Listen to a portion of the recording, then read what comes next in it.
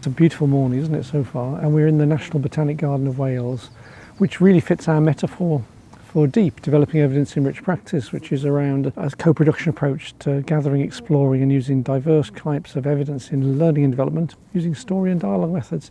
And one of the methods we've focused on is most significant change. Most significant change, which is often called MSC, is a story and dialogue approach to learning-focused evaluation. And today we've got people from across Wales really who've been experimenting with the methodology, from health, from community development, from social care. And it's just an opportunity to bring everyone together to celebrate what they've done, but also to learn one another and hopefully build a network. They are pioneers, the people who've come today. They're people who've been a bit brave, not sticking to the normal way of evaluation. So much of evaluation is around performance, and it's how many of this and how many of that. It's the personal outcomes that matter to people.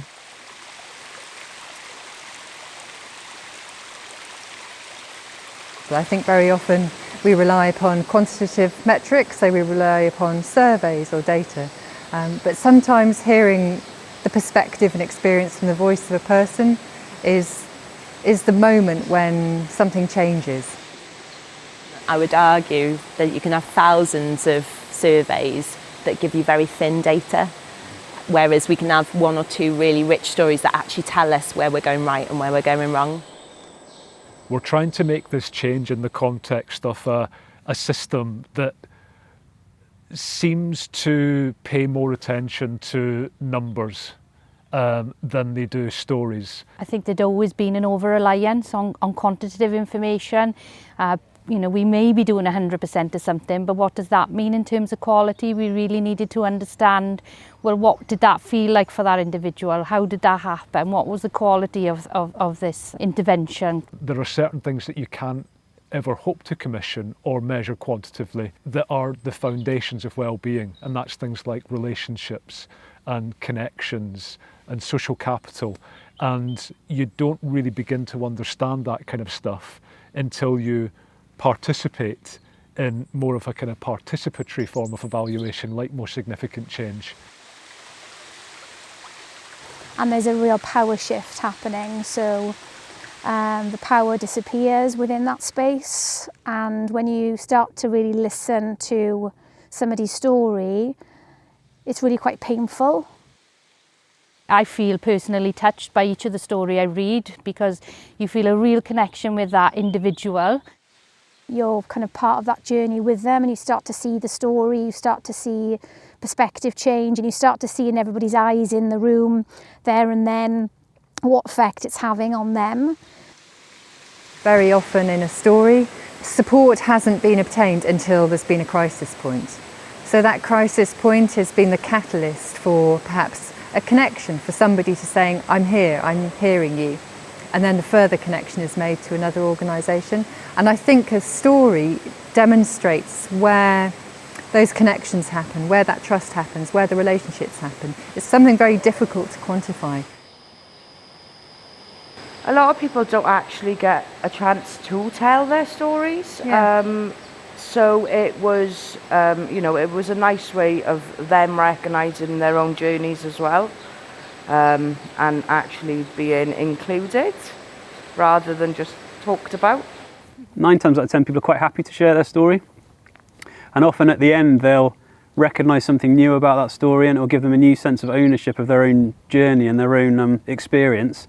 And often they become people who will share that story themselves, and they become a catalyst for other people's change as well, almost like a kind of role model scenario.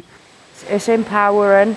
It's a nice way to reflect on yourself, on your own journey, and I think the MSC is a really good way to capture the human aspect of life. When you're hearing in somebody's own words their story and where they've come from and where they are now, you can't help but be emotionally connected to that.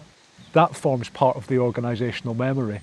Through the storytelling, it unearths the local strengths and what we call assets. We use an approach called asset-based community development, and we're able to then build on those and celebrate those stories, and people own and tell those stories themselves, which is a very powerful process. And of course, when you start collecting those stories together, and you've got a number of people telling positive stories about their lives and their experiences, that starts to challenge the community narrative as wholly negative, and you start seeing a sort of different story being told about the community, and they're sort of self-reinforcing. We feel that the reflective, relational, human element is what makes MSC really work.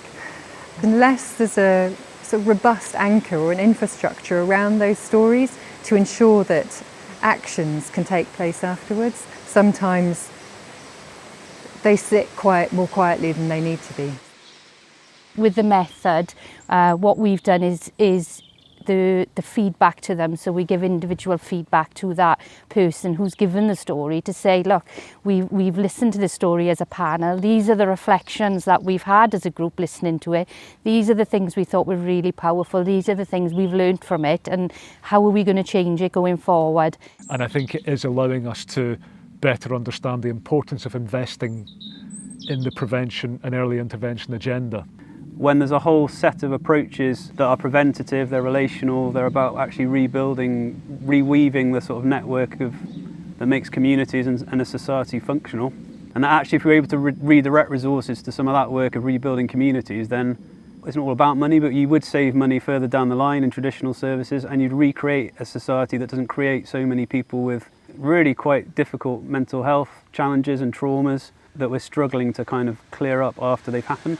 Where the NHS resources are spread really thin at the moment, it can be really difficult to prioritise time for this. But if the process itself actually helps people recover better and quicker, then that's a valuable use of resources. So there's a gentleman who I know won't mind me sharing his story, Dave, who went through the college, was in a really dark place at the beginning, progressed well with the groups and the workshops that we were doing. And then when we sort of sat down and really reflected on his journey through the stories, that kind of gave him the impetus to go on a bit further. And now he's an active volunteer. He's set up his own community breakfast club, which is one of the stories that we talked about. And he's just rolling it on and on. So it's been like a catalyst for change for him. I was homeless, in addiction, had been for over 10 years. When I found out I was pregnant, I was already attempting recovery myself. I just couldn't ever grasp it. The only thing that got me to get my recovery was my child. After I'd had my daughter, I became involved with PAN and have been here ever since, and now, nearly 5 years later, and we are here as a CIT, which shows that what we're doing works. A young man with some neurodiversity issues and a degree of anxiety.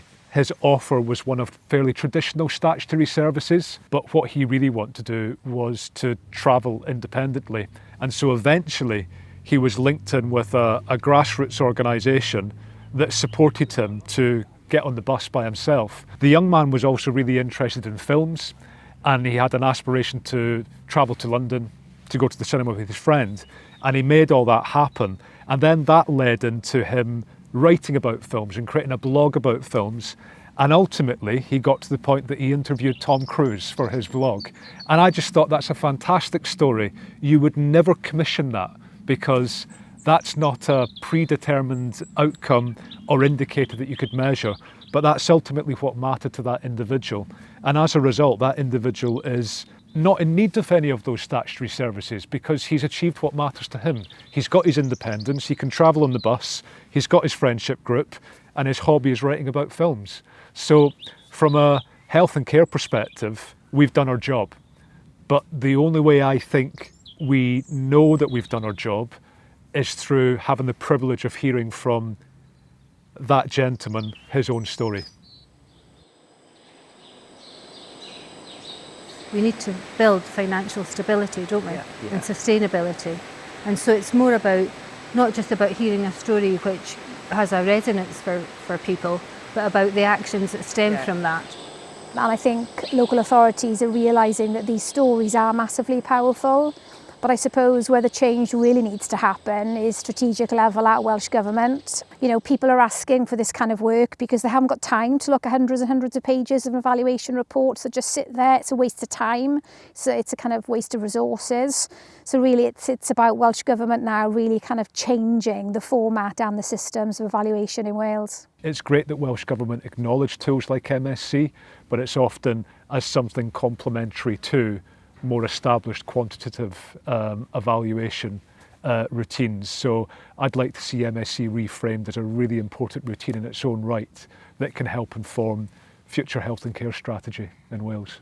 I think there's a need of more days like this where we can come together and we can share resources, share knowledge, but also making sure that the right people are in the room. Today there's a lot of people missing, but it's early days. Nick Andrews is absolutely amazing in what he does. On a national level, really sharing all the good stories and the difficult stories, the challenges, you know, really kind of realising that it's okay not to be okay, and to come together as third sector, public health board and local authorities in really how do we drive this forward? It's experimental, and it takes time, and people are busy.